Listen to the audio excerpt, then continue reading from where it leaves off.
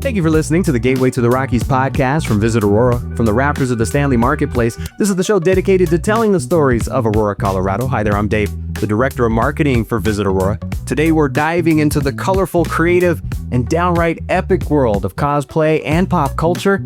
I'm joined by two incredible guests. Heather Martin, a professional cosplayer, artist, and performer with more than 25 years experience bringing characters to life. And our friend Ginger White Brunetti is back, Aurora's Library and Cultural Services Director. Together, they're here to give us a sneak peek at Aurora Mini-Con. It's a free, family-friendly celebration of comics, cosplay, and community happening Saturday, September 27th at the Aurora Municipal Center. Heather, welcome. It's so great to have you here. Oh, thank you for having me. It's exciting.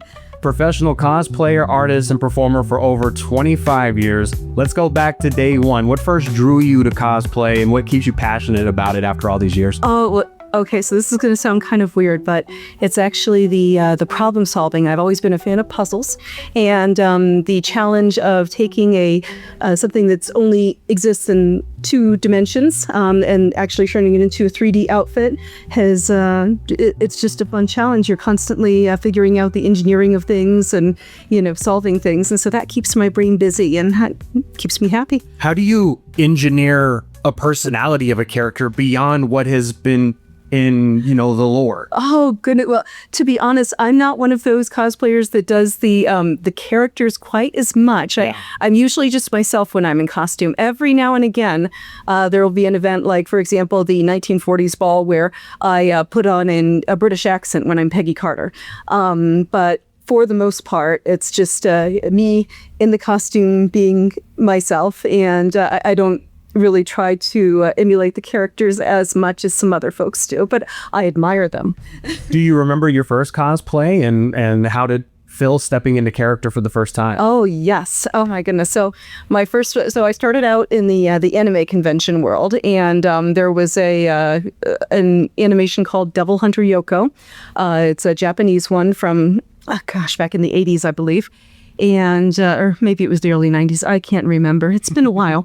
Anyway, so I heard that there was a convention where people dressed up like these characters, and I had grown up overseas for part of my childhood, and so I had really gotten into the Japanese animation thing at a young age, and I was fascinated by it. So when I heard that there were conventions and the opportunity to actually wear a costume at those, that was something that I just couldn't resist. So I looked for a character that looked kind of like me. Mm-hmm. Back in the day, we didn't have eBay and such, so no wigs or contacts or that kind of thing, and we just had to make our own outfits out of fabric from the fabric store and alter patterns and such. So anyway, I went as Devil Hunter Yoko and had a fabulous time, and it was so nice to just see the response from people, and that delighted me, and I've been doing it ever since.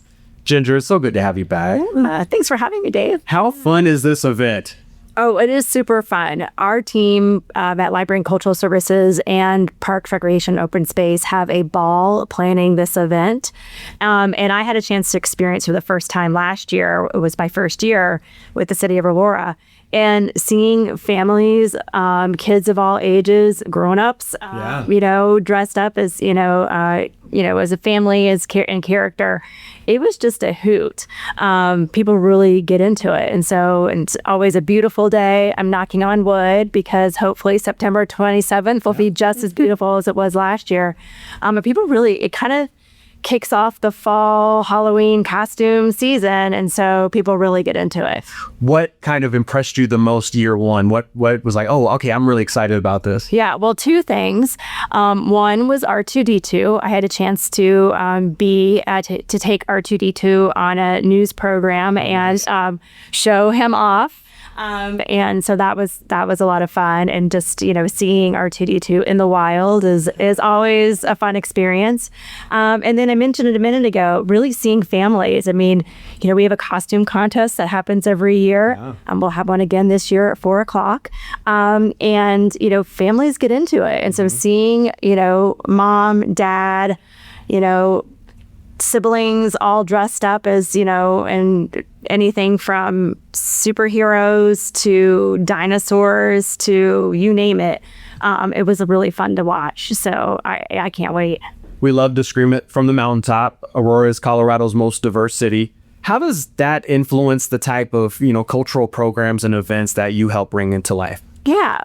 Well, it might feel like a stretch for some, like, why are we doing a Mini-Con, within Aurora? And I think a couple reasons. One, Mini-Con really is a celebration of pop culture, and pop culture is something that happens not just in the US, but in, Japan and Europe. And this is sort of a global phenomenon. Yeah. So being a global city, we want to embrace the globalization of Comic-Con and Mini-Con and all of those kind of fun activities. It's also, Aurora is a really family-friendly city. And so this is a great family-friendly thing to do. And then also when you think about arts and culture, and us being library and cultural services, pop culture it's in literature, it's in art, it's in performing arts. And so this is sort of a nice celebration of all of those things in one Saturday afternoon.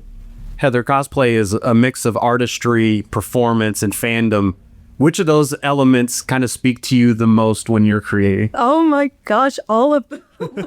I'm such a nerd, so I think that's probably what kicks it off for me. That's usually when I start a new project. What draws me in is the fandom of it. I get excited about a series or character or something, and feel drawn to it and want to bring it to life. And but truly it's a mix of everything, not only the fandom, but the challenge that's involved, and the whole thing. And putting on the costume and getting to wear it is, kind of it's a nice end to, a beautiful experience of creation. Then you get to put on your creation and, see everybody's reactions. And, the artists love to, have their work seen, and, they hope that it'll get the reactions that they want. And I've been very fortunate. I hope you don't mind me bringing this up, but before we started recording, you had mentioned that naturally you're a bit of an introvert. Oh, very much so. Yes. So escaping into performance, I imagine, is a vehicle for you to kind of blossom beyond that. Absolutely. It brought me out of my shell in a huge way. Being able to put on a costume, and even though I don't act like the character, right. It's it's kind of like armor in a way, if that makes sense. And it allows you to go out there and be somebody else for a little bit, but still yourself. And I think that the more that I've done it, at least, the more comfortable I am being myself, because you realize that people's reactions are typically overwhelmingly positive and kind, and and that really gives you a lot of confidence to go forward and talk to people and interact and not be so shy anymore. Ginger, when I think about these types of conventions, one word comes to mind: expensive. Mm-hmm. I mean, they're great, they're phenomenal, but there is a barrier to entry. This is a free family event. In what other ways is Mini-Con different from a typical quote-unquote pop culture convention? Yeah, well, you mentioned one of the biggest ones, which this one is free. Mm-hmm. It's also outside in a park, so it really has a sense of fun and play, and, families and kids can, roll around and do cartwheels in the grass and have a ball. And it's not sort of in a, typical conference, sort of setting and environment. So I think it just kind of lends itself to be playful and fun and engaging. And, there's balloons everywhere. It's just really celebratory. So it's very accessible in that way, in addition to being free. How did the public library become kind of the driving force behind a comic and pop culture festival like this? Yeah, it's something that, in partnership with the Pros Department, our Parks, Recreation, and Open Space, we've developed a partnership over the years where we take their event expertise and their programming expertise, and we bring our event programming expertise as well. And it really is a nice fusion and blend of people who are creative and passionate about, comics and fandom and all of those things and bringing it to life here in Aurora. And so it's a fun way to, I think, introduce the library to people who may not think of libraries as being these really fun and dynamic places. And so it's an opportunity to sort of rebrand, in some respects, what you can expect out of your library. Do you find the team perks up a little bit when it comes to planning Mini-Con? Oh, yeah, for sure. I can do that. They let their freak flag fly when it comes to coming out with, new ways to engage people and make it fresh every year. Heather, you're a featured performer this year. Can you give us a little teaser of what fans can expect? Well, to be honest, I'm not sure what I should expect yet. I'll definitely be there in costume, and I'll be judging the costume contest, and I'm so looking forward to seeing what everybody brings this year. It was amazing last year. I believe we had over 50 people or entries for the contest, and it was, like you were saying, everything from we had Star Wars and Disney and Marvel and Wizard of Oz, and I just had the best time. I'm so excited to see everybody's outfits this year. In the community in general, the cosplay community, is there a level of competitiveness when it comes to creativity of presentation, or is it more supportive? Like, what's the balance there? I think it depends on what you're going for. Yeah. So I know that there are a lot of people who do the competitive thing, and I used to compete myself back when I was beginning, but I have to say, in my experience, there's been overwhelmingly a lot of support too.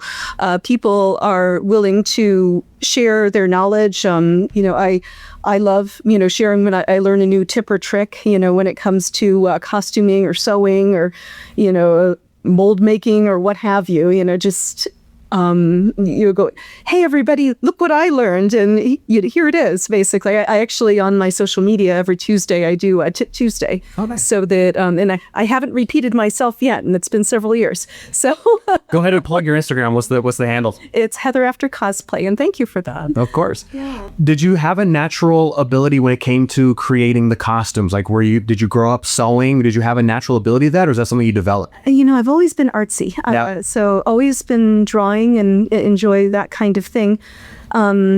Sewing, I liked to do a lot of hand sewing when I was younger. So, cross stitch and needlepoint. And it's so funny. Back in the day, they used to have, I don't know if they still do it, like home economics is an option for middle school. And I loved all those classes. So I really took to that. But I didn't start making clothing for myself until after I started doing the cosplay thing. It was that was a new experience, and I learned a lot. Ginger, what are some of the activities and the panels and the experiences that families and fans can look forward to this year? Yeah, well, we've been talking about the costume contest, which is at 4:00. Registration starts at 3:30. Then we have other things that have been successful in previous years and some new highlights for this year. So we've got a trivia tent where people can test their pop culture knowledge. Now, is that segmented by IP? Well, so the trivia tent will have lots of different kinds of trivia by different segments. So we'll have, a Disney category, an anime category, that kind of thing, superheroes. So yeah, you don't have to know everything about everything. If you have a certain segment that you are, super smart about, there'll be something for you. We have laser tag. We'll be opening up the History Museum so people can go inside and see our dinosaur exhibit. Prehistoric Aurora is happening now. Go listen to my episode with Sky Williams. Yeah, but no, fantastic. Plug away. We also have some science experiments with our Ghostbuster crew. And then there's a special thing that's happening around noon. And so I can't tell you what it is because I've been sworn to secrecy, but if you come around noon, your mind will be blown. So I encourage people to get there by noon and then stay for the rest of the day. Ginger, will you embrace your inner nerd for me for a second? Mm-hmm. Do you have a favorite genre, or is there something in that realm that draws you? Well, I grew up on Star Wars. Okay. So, anything Star Wars is my jam. Mm-hmm. I had the action figures as a kid. I had two younger brothers. So, we were always playing Star Wars. I have, fond memories of going and seeing it in the theater and, with my dad. So, yeah, Star Wars, 100% all the way. Nice. can't wait for those. I can't wait for R2D2. Yes. Again. Heather, cosplay is often seen as a way for people to express themselves. What have you learned about community through cosplay? I think it's just incredible how creative people are and how far the cosplay has come. When I first started, it was something that people looked at as being very strange. My parents weren't sure what to think. And I always looked at it as an art form, if you will. A lot of people, looked at it as more of a modeling thing, I suppose. And but I think that just how it's amazing how many skills and how diverse the community is, and it's wonderful seeing how many talented people from all kinds of walks of life just kind of come together and congeal, in this hobby in their own particular way. Some people are wonderful at the performance, much better than me. Others are, just they excel at sewing or armor building or, even photography. And so it's great to, meet so many creative people and, just learn new things consistently. I want to put you on the spot a little bit here. Okay. Can you recall an interaction with a fan or another participant that was so affirming to you that left a mark saying, okay, this is really cool and this is what I'm meant to be doing? Oh my goodness. Honestly, I have to say, it's the kids that get me the most. Yeah. Oh, good. I remember, so a long time ago, I decided to challenge myself and to make a mascot costume. And so I was a big fluffy kitty walking around a convention once upon a time. And I just got the best reactions from kids. They couldn't wait to come over and, give me hugs. And I loved it. And I have been, but that's not the only wonderful experience I've had with children. Some of them, you will even get, tears in their eyes when they see like Princess Leia, for example, and some adults do too.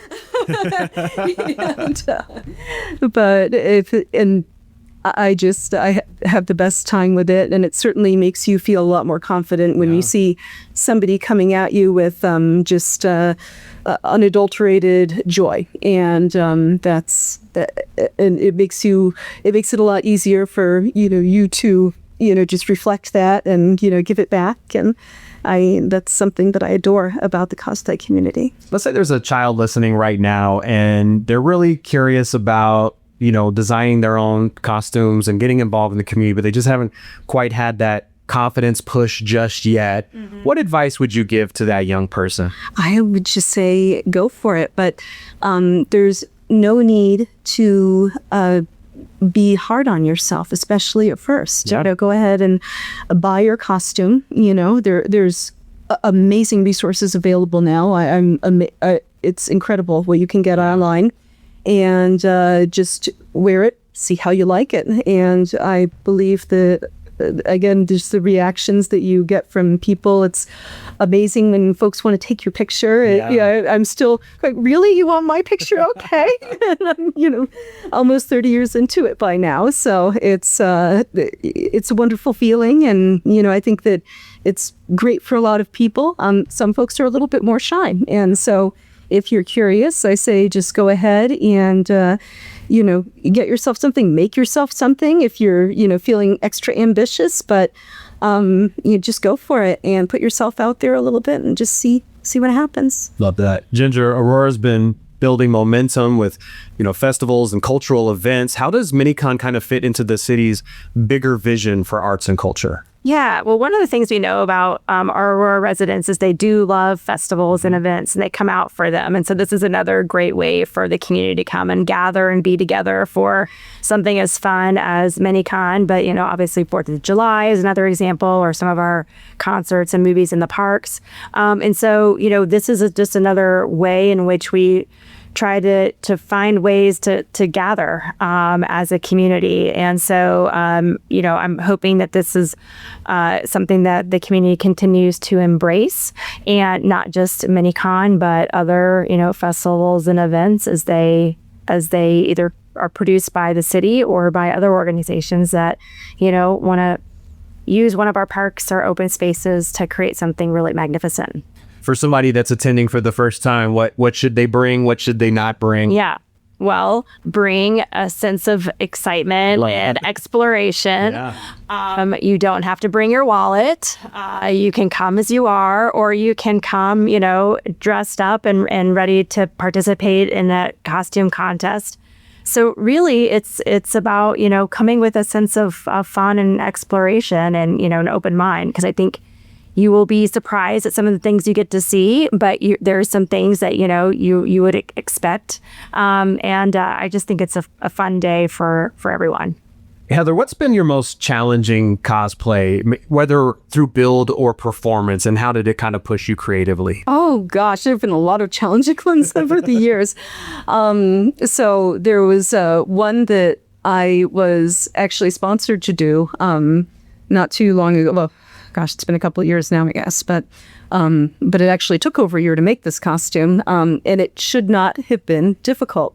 It was the White Rabbit from DC Comics, and it was just one of those things where they called me up and said, hey, we'd like you to portray this character. So I went over and got everything I needed to make the costume. And everything went wrong with this costume. I had to remake the corset twice. It just seemed like everything that could go wrong did go wrong. So I think it was kind of like, almost one of those things where it felt like it was a little cursed or something. But that was but it shouldn't have been a difficult costume. It was basically mostly sewing, which I feel very confident with. And so that was the most difficult one, but it was, at least that I can recall in recent memory, I've made between 300 and 400 costumes. Wow. So it's kind of hard to remember back at, I try to remember the good things rather than the unfortunate things. And this was a more recent one that gave me a lot of trouble, but to this day, I don't know why it gave me so much trouble. It was just Murphy's Law, I suppose. When you pull that off, is it a sense of satisfaction that you pulled it off, or is it relief? It was a lot of relief with that one. Yeah, I was going, oh boy, it took me, I had to, and thankfully my sponsor was amazing, but I had to keep going back to them and going, I'm so sorry. This happened. I'm so sorry. I'm going to have to redo this. And, but you want it to be right. Of course. Yeah. Yes. Yeah. You take pride in what you do. I am a perfectionist for sure. And that's, I like to think it's a good thing. But not everybody has to be when you're cosplaying for sure. Do you have a top 3, 4, 5 cosplays that you've done out of the several hundred? My goodness. Or are they all just kind of personal and you like them all for different reasons? I like to say it's probably, a lot like people who have multiple children. It's really hard to pick a favorite. Publicly, at least. Yeah, but ones that I really enjoy currently are, I love being Peggy Carter. Okay. She's she's a classy girl, and I get to wear all the 1940s, looks, and so I think that's a really cool style, and I enjoy that. Another one that I get a lot of positive response to is my Julie Newmar's Catwoman from the '66 Batman. Nice. Yeah, so that one is a lot of fun for me too, and and then my first professional, or I should say gig as a cosplay professional, and this is back in the 90s, was Lara Croft. And I can still pull it off, and so I love that. That's not an easy one either. Ginger, libraries today are so much more than books. We've talked about this before. Yeah. How do events like this kind of reshape people's perceptions of what a library can be? Yeah, it's a great question. This is why I think Mini-Con is such a fun event. To your point, I mean, libraries are obviously places for books where you can go do research, or you can go search for jobs, or, get help with your resume. And those are all really important things. But there are also these really lovely community hubs where you can go and try something new, whether it's painting or a craft or, a lecturer. There are these places of exploration and sometimes bring something that you might see on a page or a book to life. And I think that's an example of what Mini-Con is for Aurora Public Libraries, is a chance to bring some of those stories, the comics, the pop culture, and put it in from 2-dimensional into 3-dimensional and have it be a whole, afternoon, a whole day of fun and play. And that's really what libraries are. I think is a chance to try something different and to explore and to learn something new and maybe find something that you connect with that you didn't really know, for yourself existed. Well said. Well said. Heather, we're really excited to see you at Mini-Con. Again, how can we find you on social media and your website and whatnot? Oh, thank you. Yes, I'm HeatherAfterCosplay on Instagram, and then on Facebook, I'm just Heather After. And then I also have a website that is linked on both of those, so you can find me there. It's, I believe it's square.com, Heather After Cosplay, but I usually just go through the links. Perfect. We can do that. Be able to find it. Ginger Wife Brunetti, always great to see you. Thank you for taking the time today. Thank you. Be there, Aurora Mini-Con. It's a free, family-friendly celebration of comics, cosplay, and community happening Saturday, September 27th at the Aurora Municipal Center from 10 a.m. to 6 p.m. Learn more at auroragov.org. Thank you for listening to the Gateway to the Rockies podcast. Visit Aurora is the official destination marketing organization for the city of Aurora, Colorado, and acts as the primary liaison between meeting planners and hotel partners. As Aurora's Convention and Visitors Bureau, Visit Aurora's mission is grounded in showcasing Aurora as a premier destination for meetings, business, and leisure travel. Visit Aurora represents more than 75 plus hotel properties with 13,500 plus guest rooms and more than 1 million square feet of meeting space, including Colorado's largest resort, Gaylord Rockies Resort and Convention Center. As Colorado's third largest city, Aurora is located minutes away from Denver International Airport and showcases mountain views, memorable meeting spaces, and 250 plus international eateries that offer a unique experience for each and every visitor. As the gateway to the Rockies, Visit Aurora's role in the local community goes beyond marketing the city as a destination. The Visit Aurora team is here to assist you with your Colorado visit, from facilitating your meeting, event, or convention to helping you discover local flavor and attractions. Go beyond the boardroom in Aurora, Colorado. For more, visit us at visitaurora.com.